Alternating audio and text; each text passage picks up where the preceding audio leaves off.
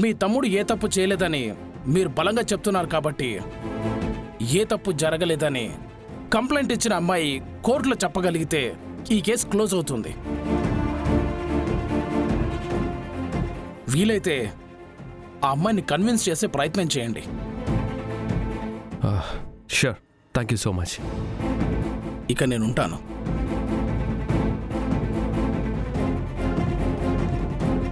ఏంట్రా ఇది? ఈ వాచ్మెన్ ఎక్కడి నుంచి వచ్చాడు? తెలీదన్నయ్య, అతను చెప్తుంది మొత్తం అబద్ధమే. నిజంగా నేనే తప్పు చేయలేదన్నయ్య. నా మాట కూడా ఎవరూ నమ్మట్లేదు. అలా తప్పు చేసేవాణ్ణైతే ఇప్పుడు నీ కళ్ళలోకి సూటిగా చూసి నేనెలా మాట్లాడగలుగుతానన్నయ్య? ఇక్కడ వాళ్ళు అందరినీ మ్యానిపులేట్ చేశారు. సాక్ష్యాలన్నీ వాళ్లకు అనుకూలంగానే మార్చుకున్నారు. నేను లిల్లీతో చాలా జెన్యూన్గానే మూవ్ అయ్యానన్నయ్య.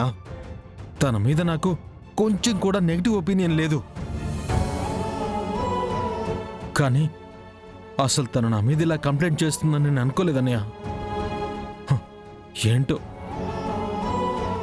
నా విధిరాత, నేనేం చేశాను? నా బ్యాడ్ లక్, అంతా నా బ్యాడ్ లక్.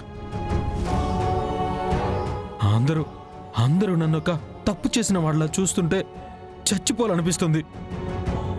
రే, ఏం మాట్లాడుతున్నారా? చచ్చిపోతావా? ఇంత చిన్న కంప్లైంట్కి చచ్చిపోతావా? అసలు నువ్వు రిచ్ ఫ్యామిలీలో పుట్టి పెరిగావు కాబట్టి నీ కష్టాలంటే ఏంటో తెలీదురా. ఒక్కసారి బయటకొచ్చి చూడు. నువ్వు కలలో కూడా ఊహించని బాధలు ఎన్నో ఉంటాయి. అయినా వాళ్ళందరూ బ్రతకడం కోసం లైఫ్తో పోరాడుతూ ఉంటారు. ఇన్ఫ్యాక్ట్ ఈ ప్రపంచంలో అసలు ప్రాబ్లం లేని మనిషే లేడురా. నాకు, నీకు, వాడికి అందరికీ ఏదో ఒక ప్రాబ్లం ఉంటుందిరా. నువ్వు ఏ తప్పు చేయలేదని నాకు తెలుసు. కానీ తప్పు చేయలేదని ప్రూవ్ అయ్యి నువ్వు బయటికి రావటం ఒక్కటే మిగిలింది. మీ అన్నయ్య ఉన్నాడ్రా, నేను చూసుకుంటాను. నిజం కోసం పోరాడితే గెలుపు ఆలస్యం అవ్వచ్చేమో కానీ అసాధ్యం కాదురా. ఎందుకన్నయ్య? అందరూ డబ్బుకి ఎందుకిలా అమ్ముడుపోతారు? ఎవరికి మనసాక్షి అనేది ఉండదా? అసలు డబ్బంటే ఏమైనా చేసేస్తారా? దానివల్లే కదా ఎదుటి వాళ్ళు ఎంత బాధపడతారో, అది వాళ్ళ జీవితాల మీద ఎంత ఎఫెక్ట్ చూపిస్తుందో కొంచెం కూడా ఆలోచించరా? రే, డబ్బుతో అన్నీ కొనొచ్చు, కానీ ఎప్పుడు చివరికి గెలిచేది ధర్మం మాత్రమేరా. అబద్ధం ఎంత బలంగా అడ్డుపడినా నిజం నిప్పు లాంటిది. ఖచ్చితంగా ఏదో ఒక రోజు బయటకు వస్తుంది. ఇదిగో నేను చెప్పానుగా, నేనున్నాను, నేను చూసుకుంటాను, నువ్వు బాధపడకు. మేమందరం నిన్ను నమ్మటం కాదురా, మేము నీతో ఉంటామని నువ్వు మమ్మల్ని నమ్ము చాలు. అప్పటి వరకు నువ్వు లోపలున్నా బయటున్నా ధైర్యంగా ఉండు. చెర్రీ, ఆ వాచ్మెన్ వచ్చి కేసు మొత్తం వాళ్ళ ఫేవర్ గా తిప్పేశాడ్రా. ఇలా అయిందేంట్రా? నిన్నిప్పుడు బయటికి ఎలా తీసుకురావాలి? అత్తయ్య, ఒక సమస్యకి 100 పరిష్కారాలుంటాయి. ఇప్పుడు మనకి మిస్ అయింది ఒక్క ఆప్షన్ మాత్రమే. ఇంకా 99 ఉన్నాయి. మీరా, భయపడితే పరిష్కారం దొరకదు. మనసు పెట్టి ఆలోచిస్తే ఖచ్చితంగా ఏదో పరిష్కారం దొరుకుతుంది. డోంట్ వరీరా. బావా, బావా, బావా ఆగు బావా, బావా ఆగు బావా, నీతో మాట్లాడాలి బావా. బంధమే వద్దనుకున్నప్పుడు మాటలెందుకు? నాకు నీతో మాట్లాడాలని లేదు. మన గురించి కాదు బావా, చెర్రీ గురించి.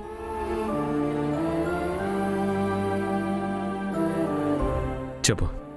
మనం మాట్లాడుకోవడానికి ఇంకేం లేవని డిసైడ్ అయిపోయావా బావా? చెర్రీ గురించి ఏదో మాట్లాడాలన్నావు, అది చెప్తే నేను వెళ్ళిపోతాను. వెళ్ళాలి, పంపించేయాలి ఇవే ఆలోచిస్తున్నావా? ఉండాలి, ఉండిపోవాలి అని ఆలోచించవా?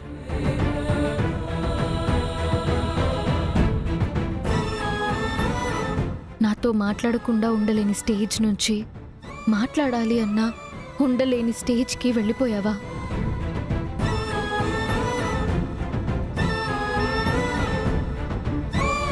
సరే బావా, నీ టైం వేస్ట్ చేయను. ఇదంతా ఆ అపూర్వ చేసిన కుట్ర.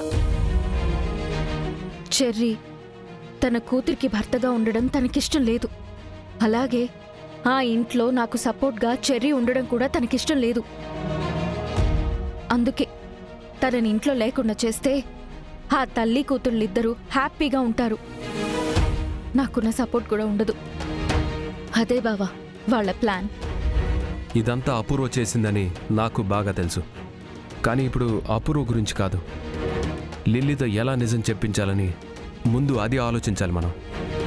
అవును బావా, కానీ లిల్లీ ఎక్కడుందో కూడా ఎవరికీ తెలీదు. లిల్లీని అపూర్వ చాలా జాగ్రత్తగా దాచిపెట్టింది. ఇప్పుడు కోర్టు తర్వాత కూడా పోలీస్ ప్రొటెక్షన్తోనే పంపించారు. పోలీసులు ఇలాంటి వాళ్ళకి అసలు ఎందుకు ప్రొటెక్షన్ ఇస్తారు? నాకు కూడా అదే అనిపించింది. వాళ్ళు ప్రైవేట్ స్టాఫ్ అయ్యుండొచ్చు, పోలీస్ స్టేషన్లో కూడా ఉండొచ్చు. ఏదేమైనా ఇప్పుడు లిల్లీ ఎక్కడుందో తెలుసుకోవడం మనకి పెద్ద టాస్క్ బావా. అయినా సరే తను ఎక్కడుందో మనం కనుక్కోవాలి బావా. ఆ ఇన్ఫర్మేషన్ మన ఇద్దరం కలిసి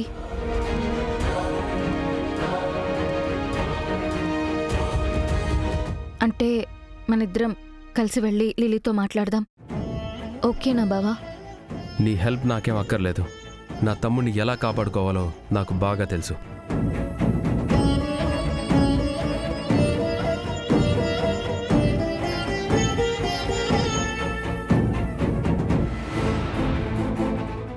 ఏమైంది గగన్? చెర్రీ కేసు ఏమైంది? అపూర్వ చాలా పకడ్బందీగా ఎవిడెన్స్ ఇచ్చేసింది. ఆ వాచ్మెన్ కూడా మేనేజ్ చేసి ఐ విట్నెస్ అని కోర్టులో చెప్పేసరికి జడ్జి గారు నమ్మేశారు. ఇప్పుడు చెర్రీకి ఖచ్చితంగా శిక్ష పడుతుందని అంటున్నారు. అయితే ఈ కేసు నుంచి చెర్రీని బయటికి తీసుకురాలేమా? దానికి ఒకటే దారుందమ్మా. ఏంటి నాన్న అది? లిల్లీ అప్రూవర్గా మారి కోర్టుకొచ్చి నిజం చెప్తే అప్పుడు చెర్రీ బయటకు వస్తాడు. అయితే అమ్మాయి ఎక్కడున్నా వెళ్ళి తీసుకొచ్చి నిజం చెప్పించు. అక్కడ కూడా అపూర్వ మనకంటే ముందుగానే ఆలోచించి తనని తెలివిగా దాచిపెట్టింది. ఇప్పుడు తను ఎక్కడుందో ఎవరికీ తెలీదు. మరి అమ్మాయిని పట్టుకోవాలంటే ఎలారా? అదే అర్థం కావట్లేదు. ఈ నెల 26 హియరింగ్ డేట్ కూడా ఇచ్చేశారు. ఆ లోపు మనం లిల్లీని తీసుకురాకపోతే ఐఎమ్ అఫ్రైడ్ చెర్రీకి శిక్ష ఖరారు చేసేస్తారు.